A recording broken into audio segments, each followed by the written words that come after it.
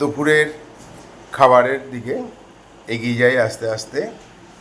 এখানে সাদা ভাত, কাঁচা লঙ্কা, ঘি দিয়ে, প্লাস মাছের ডিমের বড়া, মসুর ডাল, আর এখানে ডিম এবং মাছ দিয়ে, আলু দিয়ে একটা ঝোল, পটলের দোরমা। পটলগুলো দেখো, ভিতরে চিংড়ি মাছের পুর দিয়ে খুব সুন্দর একটা দোরমা বানিয়েছে। আর এখানে আম দুধ। ঠিক আছে, তাহলে খাওয়া শুরু করো। আমি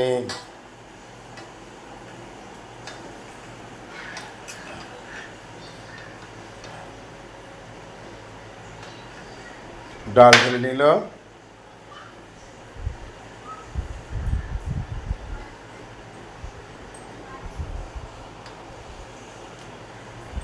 কাঁচা লঙ্কাও খেয়ে নিল,